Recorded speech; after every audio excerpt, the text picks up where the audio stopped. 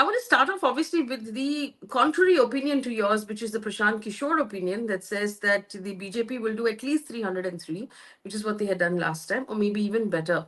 What is your current peg, Mr. Yadav? When the election began, Faye, in fact, I wrote 8 months ago to say that, if you look at hard numbers, it's not difficult at all to bring BJP below 272, which is the majority mark. However, after January and February, I wasn't quite sure if the opposition was in a position to achieve what was possible. And I really thought we really need to work very hard, and things were not going the right way. Something changed thereafter. I'm trying to fully understand what exactly changed, but the effect of that was quite clear. On the ground, there was a movement. More than political parties, people actually stepped into this election, and the election turned around. I could see it when I was traveling during the first phase. Then people started pointing out what the prime minister was doing, his reactions to this, although I don't read too much from body language of political leaders. So I wrote then that this election is back to normal. And what was striking in our travels and in our assessment was that the issues which were dormant for the last 10 years were coming up. Mr. Modi was not unpopular. That's still not my opinion. I think he still remains ahead of any other leader in this country in terms of his popularity rating. But remember, so was Mr. Atal Bihari Vajpayee in 2004. But Mr. Modi his name is not enough to shut every other conversation. So people talk about inflation, unemployment, farmers' plight, all the livelihood issues are coming up. Second, while there's no anger against the prime minister, there's enormous anger against incumbent members of parliament and BJP's local leaders who are now showing signs of every establishment party that's tired and is corrupt. And third, for the first time, Faye, I heard people talk about Tanashai, dictatorship, and Mhm. Dalits talking about challenge to constitution. I think all these things have come together to create a situation where BJP is losing votes from in that entire area where BJP swept, which is from Gujarat to Bihar, including Maharashtra and Karnataka. In that entire area, BJP is shedding votes, although it is gaining votes in the coastal belt where BJP had underperformed last time. So where they had underperformed, they are going up. Where they had maxed, they are coming down. What is the net effect of that? My own sense is that BJP's gains in the coastal belt will be in the nature of 10 to 15 seats. Put Hmm. the allies together, it will be more like 25 seats. But BJP's losses in the entire thing, if you put all the losses together, losses are about 100 seats. So net, uh, NDA may still be ahead of the majority mark, but BJP on its own is definitely much below the majority mark. Something Hmm. around 250 would be my broad estimate. As you rightly reminded, there's no exit poll that I have. And these are very broad indicative estimates. I cannot say it will be 250 and not 241 or not 255. No, we don't have that kind of accuracy at all Okay. with us. But what we can say is, to my mind, there's no way BJP can either improve upon or even retain its 2019 performance. So if I may take this piece by piece, because it's a massive country and every state tends to perform and move differently. Um, Again, my understanding is that when Prashant Kishore said that the BJP will do at least 300 seats or 303 seats, he said North and West, which is where the BJP normally sweeps, there's perhaps no material damage or less than 50, if at all. And East and South, he sees a compensatory improvement for the BJP. So if we go state by state, I understand you've traveled extensively in Uttar Pradesh. Um, where you spent some time. The last time BJP got 62 out of 80 in Uttar Pradesh. And Uttar Pradesh is a very key state for anyone looking to win the elections because of the kind of numbers that it sends. Why do you believe that that the mood is different in Uttar Pradesh, in Western Uttar Pradesh? What has changed? I mean, why do I believe it? Because I see it with my naked eyes. I mean, that can be the only answer. Otherwise come later. So it's not deductive reasoning. I'm not sitting here in Delhi and saying, for the following reasons, BJP ought to go down. No, we're actually traveling on the ground. And this time in Uttar Pradesh, I made it my business, Faye, to travel at least 1,000 kilometers within Uttar Pradesh for days and days and spoke to hundreds of persons. Because when I used to do these surveys at that time as well, I used to travel a bit just to connect the survey to what I saw on the ground. Now I don't have the surveys with me, but you develop a clinical sense, as the doctors say. You travel and you say, okay, if this is what I see on the street, this is what the survey shows. This is the survey would likely to show. So I'm using that kind of a sense there. What we witnessed in Uttar Pradesh, for example, if you ask people, because I always ask people who they voted for, which community they are from, and who they had voted for last time, either in 22 or 2019, Mm. whatever they remember. Now, the one thing that came across very clearly, Faye, was that while anyone who had voted for Samajwadi Party or Congress in the last election, 2022, mostly is what they remembered, almost no one was leaving them. Everyone who had voted for the opposition last time was sticking to them. But in the case of BJP voters, at least 1 out of 4 or 1 out of 5 said, no, either I won't vote or I would this time shift to the opposition. Now, this indicates a very substantial move away, a swing which is substantial. And interestingly, the swing was not confined to one community. The swing was, you could see that swing from Brahmins right to Parsis and Nishad, everyone. Uh, the Muslims and Yadavs were obviously so solidly behind BJP anyway that they wouldn't improve. Although there were many Yadavs who had earlier voted for BJP, especially in the Lok Sabha election, and who were not voting for them this time. So it cut across. It's not that nothing is working for BJP. Mr. Yogi continues to be not so unpopular chief minister. People do give Mr. Yogi credit for law and order. You and I may not agree with bulldozer justice, but people in UP are not too unhappy with that, probably because they feel kuch to kiya. Also, ration delivery has worked for BJP. And Okay. because of these things, BJP still is ahead.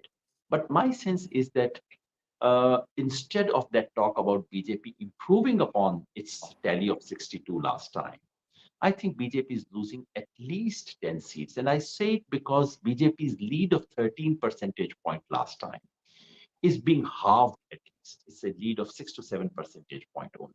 And if that is the case, BJP would end up around 50 seats. That's my very broad guess. So there is, of course, the Ram Mandir in Uttar Pradesh, very emotive issue. And during the inauguration, we saw a lot of emotion. There are a great number of people traveling to Uttar Pradesh to actually see the Ram Mandir in person. That's still happening. Do you believe that that is not going to make a difference in the vote? If you speak to ordinary people, you ask them for it, unless you specifically probe and prod.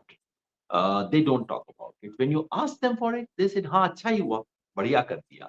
But somehow this is not becoming the issue on which they vote. And the issue is receding in salience, much to BJP's discomfort. BJP had really thought that they would be able to, in a sense, sweep this election once again. If the previous election was Balakot, Pulwama election, this would become the Ayodhya election. That Hmm. simply hasn't happened, which is not to say that people are opposed to the temple or people are opposed to BJP's role in the temple or people have become secular. No, nothing of that kind has happened.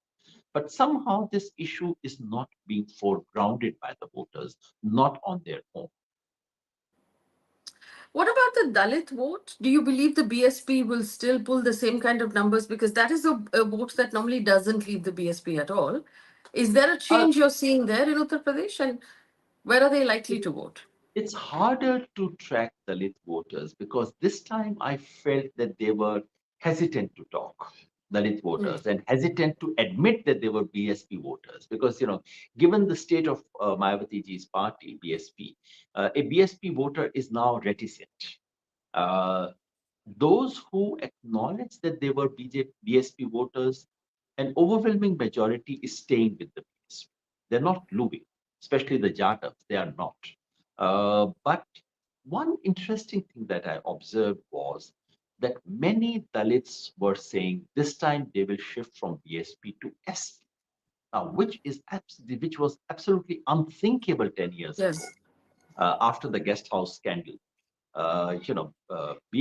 SP was anathema to Dalit voters. This time, perhaps because they see BSP is not in the race, perhaps because they see Congress party as an ally of the SP, that barrier has been lowered. Hasn't been broken altogether, but it's been lowered. That's what I noticed. And not too many BSP voters, ex-voters, shifting to BJP. In fact, one of the striking findings was in our travel, we didn't meet anyone who said, I did not vote BJP last time, but I'm going to vote for them this time. Not one of hundreds of persons that we interviewed. And if the BJP was to go up from 62 to some other height, obviously they would need some new voters who did not vote them last time. There's absolutely none. And Faye, I mean, I keep saying, look, I'm a political activist, so obviously people would have some degree of disbelief, however neutral or objective I might wish to be. And for the Hmm. last 1 month, I've been saying to everyone, don't believe me, just go on the street and speak to 10 people who had voted for BJP and 10 who had not voted for BJP. Just do a tally, count, and report back. But you know, there are two things, two responses I want to bring here, right? One is, what about all of the new voters? We have a lot of people who've turned 18 in the last, you know, in the last 5 years. My understanding is between the ages of 18 and 30. There's a large chunk of voters that are voting for the first time. How do you see them, vote this time? If you put your ear to the ground in any of those voices? And the Prime Minister's rallies have solicited very large, or have received very large response on the ground. Is that indicative of support? Um, Young voters, we spoke to them. Um, my own sense about Uttar Pradesh and in other places was that, now there is a category of young voters who have never seen, at least, they were 8-year-old when there was a non-BJP government. And in many states, they have never seen a non-BJP government. Yes. So the young voters' natural anti-establishment response is, in a sense, slightly going against the BJP. But we are speaking of very minor differences. One of the most interesting things about India, Faye, is that we don't have a very sharp gender divide. Sorry, a very sharp age divide in voting, unlike Europe, where you have a very sharp age profile of voting. We don't. So I don't see that happening. In terms of prime minister's rallies, I've had mixed reports. And in any case, Okay. Faye, one of the points that I keep making is that uh, some things that we should stop treating as indicators of election outcome. One of them is rallies, because Okay. the rally that you organize, it is the attendance in the rally is an indication of your organizational heft and your financial power. Because practically no one comes to any rally on their own. Mm. 99.9% are mobilized crowd. And if you would recall, during the West Bengal election, when Trinamool Congress defeated the BJP, the largest rally on the parade ground was done by the left front. They have organization, they have heft. That doesn't translate into votes. That doesn't mean Although it's I've heard very different reports. Yeah, the mood in the rally sometimes is an indicator. I haven't heard reports of the mood being very buoyant and very involved. yeah. So I'm going to go state by state. I also want to at this point point out that Varun Sood has given us 1,000 rupees. Thank you, Varun. I really appreciate it. There are some people saying, "Oh, Mr. Yadav represents the Congress." Mr. Yadav has, in the beginning of this conversation, talked about the fact that he represents the Bharat Jodo Abhiyan, which is a coalition of various groups, and it supports the India bloc. So having said that, keep that in mind while you are listening to this interview. None of this is being hidden from you.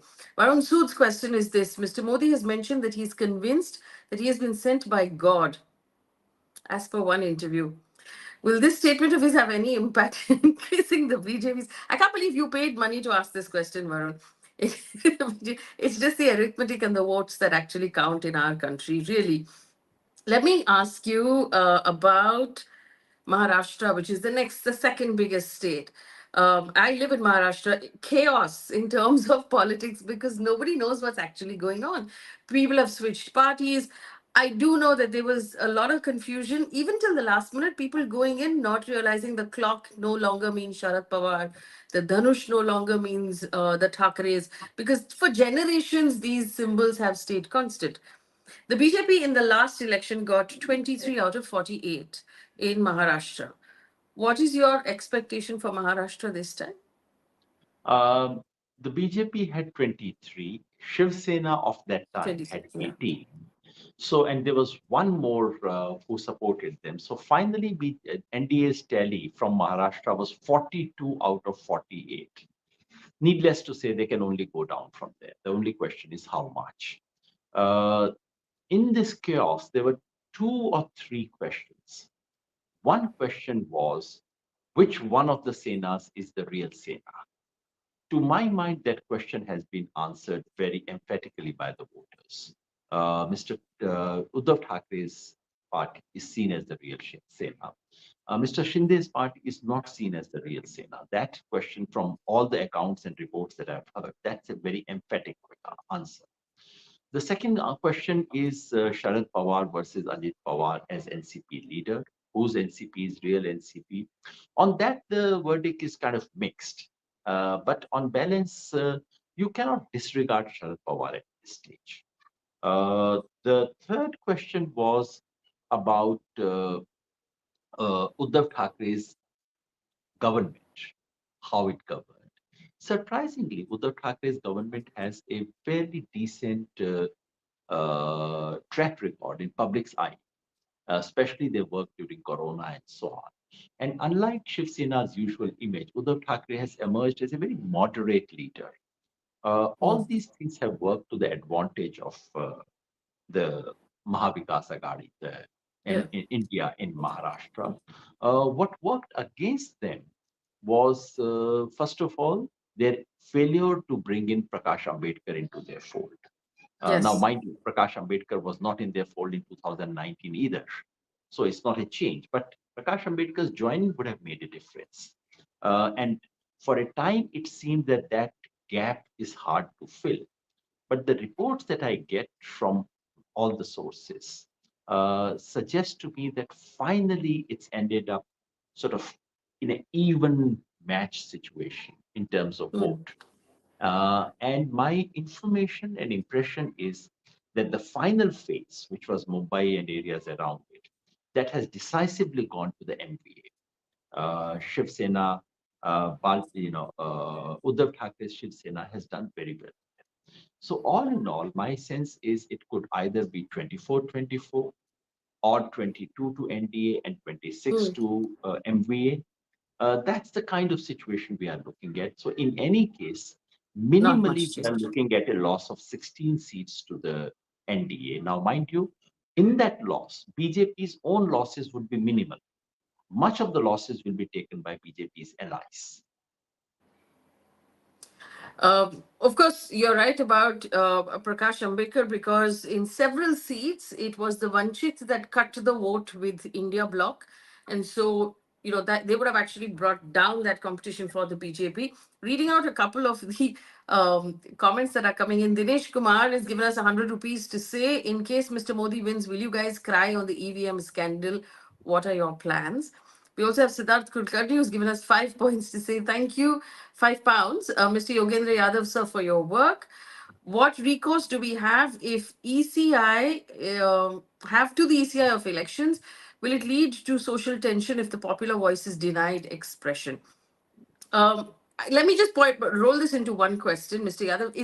Is there still a shadow over EVMs, or are we done with that? Because there was a case in Supreme Court, and have we are we to where do you stand on the EVM question? Faye, the EVM question has been with us for nearly 2 decades now. Yes. And I have been, I have not just normally, all these years, I have been not with the EVM skeptics. I have repeatedly said that, look, EVMs can be manipulated. Political leaders may have no qualms, but our administrative system is such that it's actually very hard to manipulate. And the fact that our EVMs are very crude devices, these are the saving graces. However, after Madhya Pradesh election and after learning a couple of Telangana. technical things about EVMs, which I learned from Kanan Gopinath, uh, I'm a little unsure. But by and large, I'm not one of the EVM skeptics. I'm by and large someone who believes, for example, 2019, lots of friends said Modi won because of EVM. I wrote to say, no, that's not the case. Modi won because people of India voted for him. Let's Mm. face the facts. But there is something, I mean, Election Commission has been less than transparent on the EVM issue. Supreme Court hearing and Supreme Court judgment was less than satisfactory.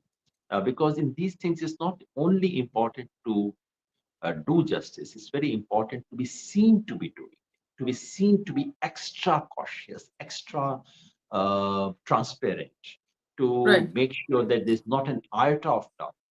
The trouble is, given the kind of election commission we have in this country, and I feel very sad and ashamed of that, because there was a time when, Election Commission of India had invited, this is during Mr. Vajpayee's regime, 2002, Election Commission had celebrated its 50th anniversary. And they had invited me to speak to election commissioners from all over the world to tell them about what great Indian elections we've had. For someone of my kind who's celebrated the work of Election Commission, it makes me very sad to say this.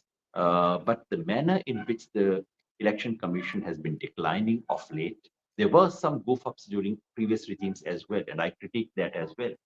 But the manner in which it has declined, the extraordinary manner in which two election commissioners were appointed just the week before the declaration of national election, and the manner in which the election commission has subsequently conducted itself, leaves a lot to be desired, to put it mildly.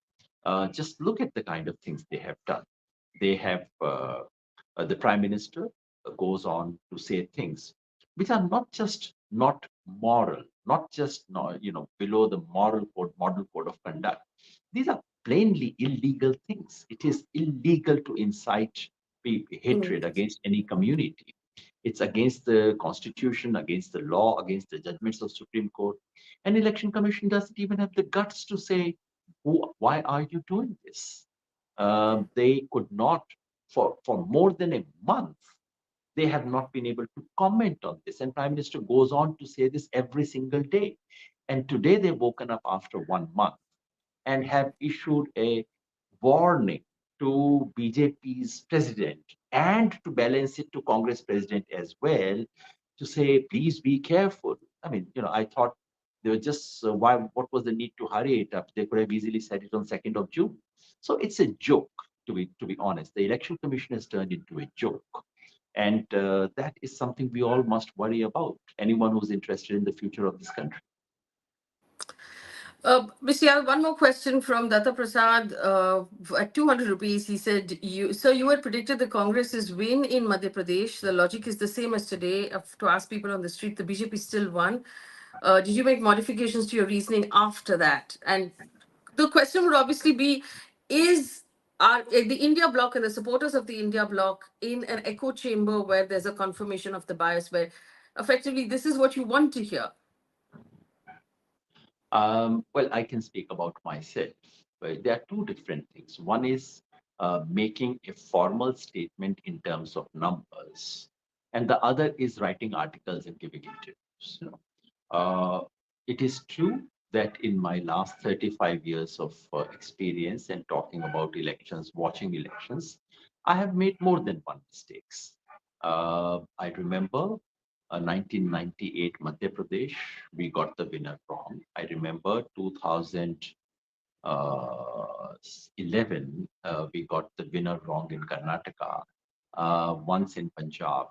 And in terms of my written articles where you don't give a figure, we just talk about the trend. It is true that I thought in Madhya Pradesh, Congress was ahead. Okay. I had seen it, and my impression was incorrect. Uh, at the same time, may I also point out that when I actually give figures, unlike these things, and after I ceased to be a psephologist, I rarely step into this business of actually giving numbers. I've done it only 4 times so far in the last 10 years. Twice when I was with the Aam Aadmi Party, when I thought polls were being doctored in order to underplay Aam Aadmi Party. If you recall, Faye, Yeah. opinion polls were saying that Aam Aadmi Party will get 4 seats in Delhi, 2013. I conducted a poll and said it was more likely to be 32. The final figure was 28. Yes. Second time, 2015, they said Aam Aadmi Party is finished. I made a formal forecast and said it's likely to be it's at least 57. It turned out to be 67. Mm. Third time I did it, that you would remember, in during Karnataka election, where the entire media in Karnataka was simply batting for the BJP. There was a survey, and I said between 132 to 140. I think the number was 135. So it's after that that I've done this. In 2019, I had said till before Balapur that BJP was likely to lose almost 100 seats. But the moment Balakot happened, I stepped out of this polstering business and I said the Mm. game has changed completely, which is all I would say now. This is an assessment. Can someone not go wrong? Yes, everyone goes wrong. Mm. Is there a guarantee? No, sir. So far, I've not found any guarantee. Should we be careful about echo chamber effect? Well, I've tried that for last 35 years. I think with reasonable degree of success. Please do remember that after Gujarat uh, carnage, I did a poll which predicted that BJP was sweeping Gujarat, and it was published in Frontline, which is seen as a leftist magazine. So I think trying to separate my hopes from my assessment is not a new thing for me. Let me just club some states together, Mr. Yadav, in the interest of time. There is, of course, the belt in which effectively the Prime Minister swept. And it was, except that it was he personally who had swept it from Gujarat. There was Madhya Pradesh, a series of states where they did 100 on 100 effectively, won all of the seats that were available. In that belt, can we expect a repeat of that performance? If you expect any sort of loss, what kind of loss are you expecting? My broad understanding is that areas where BJP underperformed, the coastal belt, is where BJP's vote shares will go up substantially. Although the coastal belt is Kerala to Odisha, Yes. BJP's vote shares will go up substantially. However, BJP's situation is such that its seats will not dramatically increase. They'll probably add 10 seats to BJP and about 20 seats to the NDA. In the belt that you mentioned, which is from Gujarat to Bihar, but also add Maharashtra and Karnataka to that belt, which Mr. Modi almost swept. BJP's votes are bound to come down, anything between 5 to 10% for each state, simply because they had reached an artificially high level. BJP still is the dominant party in all these states. My own assessment is that BJP would be leading in every single state, except perhaps Haryana, perhaps Delhi, that I'm not entirely sure. But everywhere else, I expect BJP to be the leading party. But its loss of vote share will mean that it would have seat damage, which would vary from state to state. In states like Gujarat, Madhya Pradesh, Chhattisgarh, BJP's losses would be minimal because the margin is so Hmm. huge and the swing away is so small that Yeah. BJP may not suffer, one or two seats here and there. But in states like Rajasthan, Haryana, uh, possibly Delhi, I'm not entirely sure of Delhi, Uttar Pradesh, and Bihar, losses would be substantial because either the margin was lower or Hmm. the swing away is substantial. In Haryana, the margins were huge, but so is the swing away. Yeah. So I do think that in this region, in this entire area, BJP stands to lose at least 60 seats here. It may gain 10 seats outside, so the net loss would be at least 50 seats. I can't think of BJP being able to repeat the performance. However, the fact remains that even after that, BJP would be the leading party in all these places. When I say BJP can get 50, can be brought down to 50, please remember it's 50 out of 80 seats. And Yeah. in earlier days, this used to be considered BJP's victory.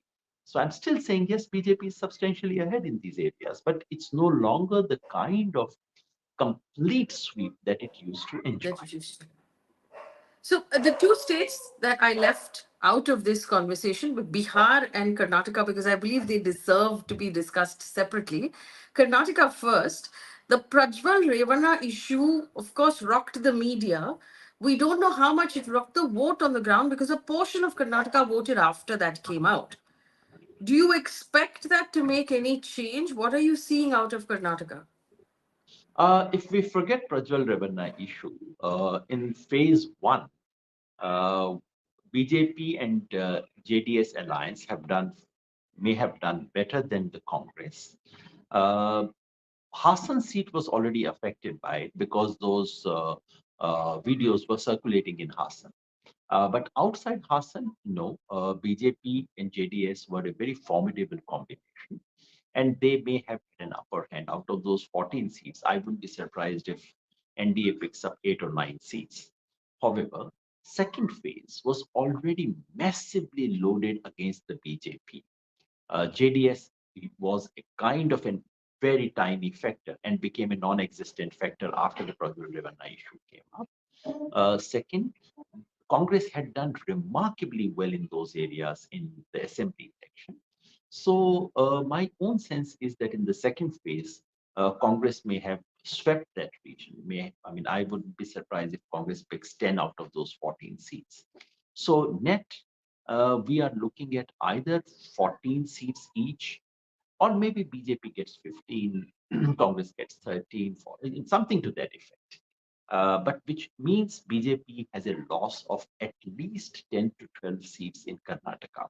And Karnataka, the losses in Karnataka alone will make up for all the gains that BJP would have in Kerala, Tamil Nadu, Andhra Pradesh, Telangana, and Odisha put together. We don't realize the enormity of what's happened in Karnataka. What is the gain you're expecting in Orissa? Because there was a view that the BJP will do very well in Orissa this time. They seem to be doing well. They seem to be improving. Remember, they already have 8 seats out of 20. Remember, the BJP is competing against BJT, which has Mm. always had two-thirds majority in the assembly, something that it is likely to repeat. So the BJP's hope would be that there is a ticket splitting, which is to say people vote for BJD in assembly, but vote for BJP in Lok Sabha, which happened to some extent last time, which may go up further this time. So I would budget for a gain of about 4 seats. These are all indicative figures, but Mm. BJP could go up to say something like 12 seats. So BJP could overtake the BJD in Odisha, which is a very major achievement. But it's only 4 seats. But the other, if we talk about Bihar, and I find Bihar fascinating at this point because before Nitish Kumar made his switch, there was a lot of talk about him being the possible prime ministerial candidate at the India bloc. He put the India bloc together. And I remember doing shows talking about is he the tallest leader among them? Is he likely to be the most popular leader among them? After he switched sides to the NDA, we haven't seen him shine as much. He's actually become a lot quieter. Did that work out for him? And largely, did it work out for the BJP? It did work out for the BJP because the simple fact is that if you have such a large party switch back to you, no matter how much critique you face, no matter how much loss of face and everything, etc. But the fact is that Nitish Kumar does bring Kurmi vote, he does bring a lot of EBC vote, he does bring some sympathy from women voters. So clearly, the moment Nitish Kumar shifted, the balance of power shifted away from India coalition towards the NDA. Now the question is, how much did the BJP manage to sustain it during the campaign? My impression of my travel was that Nitish Kumar's personal popularity and stature has just taken a nosedive. He has become a laughing stock in Bihar, even among his admirers. People in his own area, Nalanda, were talking of his retirement and why, that they want to give him a retirement gift. They want him to win, but it's a retirement gift. He's sort of Nitish Kumar to khatam ho gaya is something everyone would tell you. So that he's gone down. And therefore, my expectation is that while BJP would suffer very limited losses, BJP's partners, especially Nitish Kumar, JDU, because mind you, BJP is contesting 17 seats and JDU is contesting 16 seats, which is quite out of proportion to its real strength on the ground. That would be a bit of a liability. And I expect Nitish Kumar's party to do much worse than the BJP. All in all, BJP started Bihar with a massive advantage. The NDA had 23 percentage point advantage in 2019. Things have changed remarkably. And one of the reasons is that Tejasvi Yadav has emerged as a leader with some stature. So it's somewhat like Uddhav Thackeray in Maharashtra. Tejasvi Yadav has emerged as a leader who has been credited with getting jobs for people, someone who's tried to expand his social base. And unlike the Samajwadi Party of Uttar Pradesh, RJD of Bihar is not merely Yadavs and Muslims. It has always enjoyed support among poor, cutting across caste lines. Uh, Tejasvi Yadav has strengthened that. So we have a real contest. NDA may still be ahead, but there is absolutely no question of their coming anywhere close to the kind of success they had last time. Remember, NDA had 39 out of 40 seats. They can only go down. My impression is that they would go down by about 15 seats. Someone else could argue maybe it's more like 10 seats. You can never be sure, but we are looking at anything between 10 to 15 or more uh, loss for the NDA, mainly for BJP's allies. Mr. Yadav, it's not a lot of seats, but Delhi has seven, and the BJP last time got all seven out of seven. Do you expect that? I mean, there are two things that have changed drastically. One, Arvind Kejriwal went to prison, came out of prison, and made a big, he's sort of taken out over the headlines for a bit. Now there is the Swati Maliwal issue that has cast a shadow as well. We're still waiting for clarity from the investigators as to what exactly happened there. But Delhi has not voted yet. Do you expect these things to change any outcome from those seven seats? I must confess, I have very poor understanding of what's happening in Delhi. Because unless I speak to a few hundred people on the street, I do not form my opinion. And or unless I speak to someone who's actually spoken to hundreds of people on the street. I haven't done that. I've still reserved tomorrow's So day to actually do that. And maybe I can report to you after tomorrow. My own sense at the moment is that Aam Aadmi Party needs to switch at least half of those voters who used to vote for Aam Aadmi Party in assembly and would shift to BJP. At least half of them need to be brought back.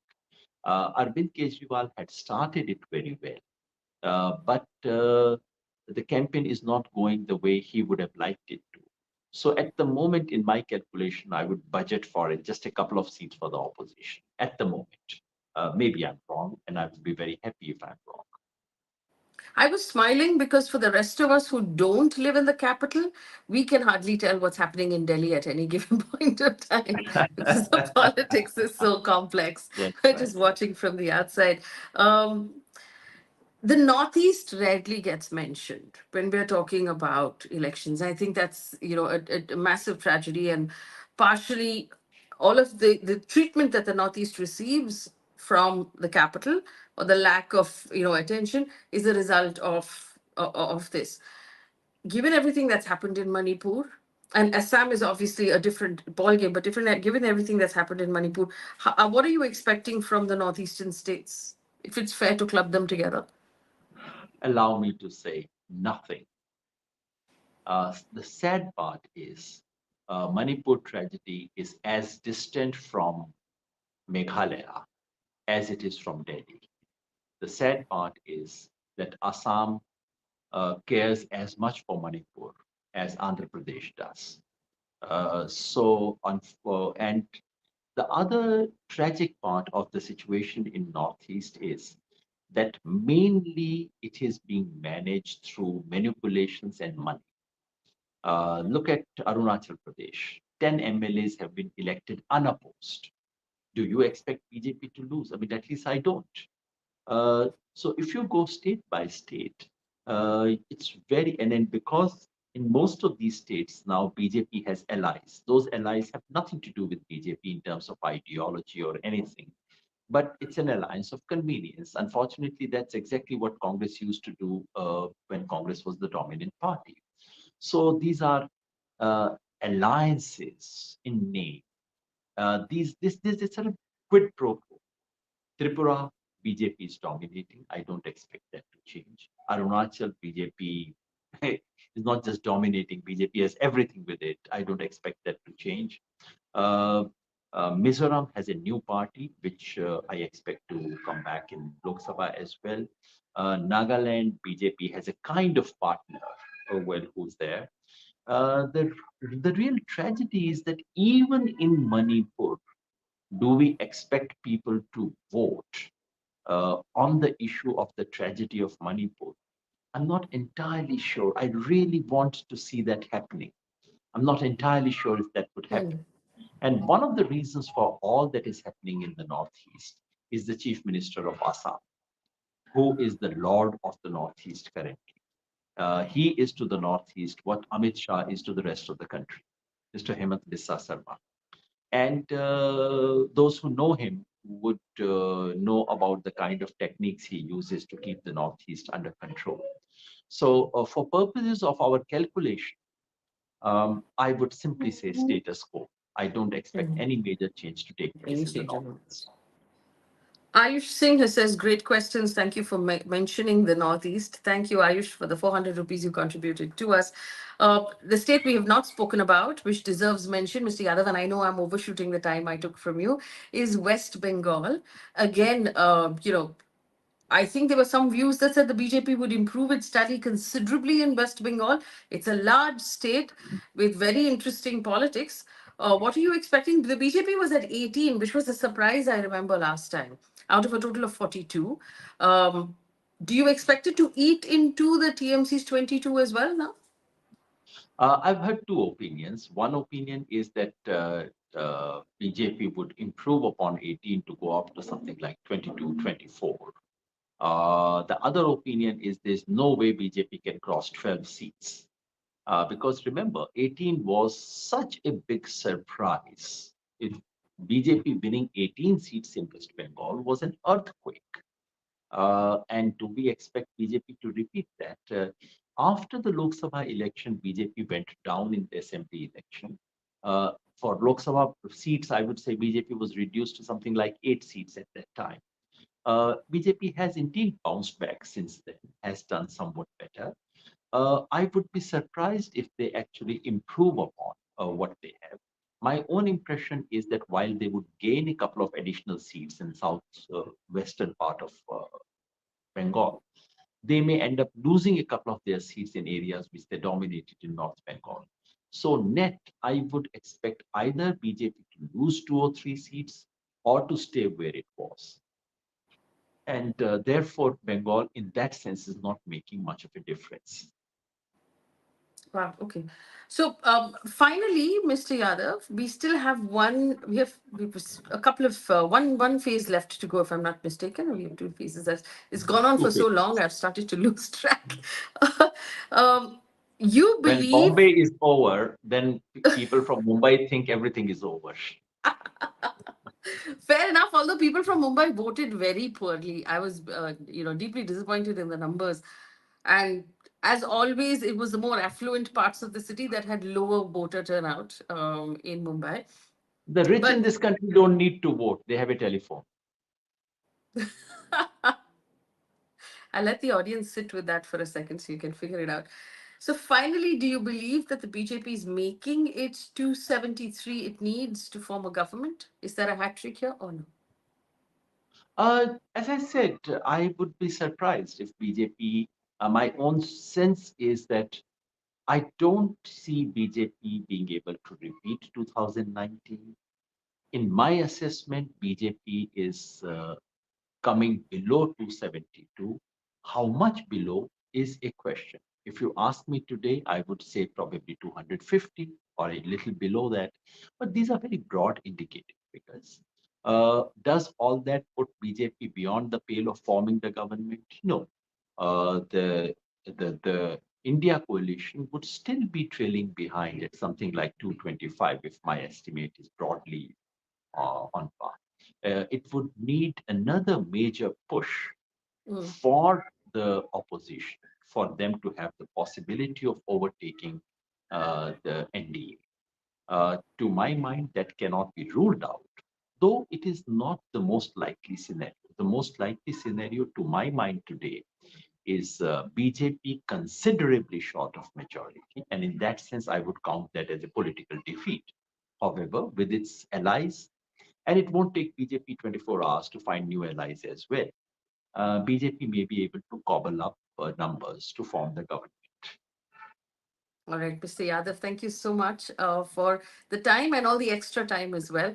It's always a pleasure to sit down and talk to you. Yogendra Yadav telling us his assumptions and his, after his travel, what he expects will happen on the 4th of June. Of course, we're all waiting now with bated breath for the end of this election. Thank you, Mr. Yadav. For our audience, we have more videos coming up through the day. Remember to download the Beetroot News app for news and updates. Like, share, subscribe. Thank you for joining us and join our membership and please support us. If you go to the main page of this YouTube page, there is a membership that you can join and you can support us financially. It'll help us, do more work for you. Thank you so much for watching. Have a nice day.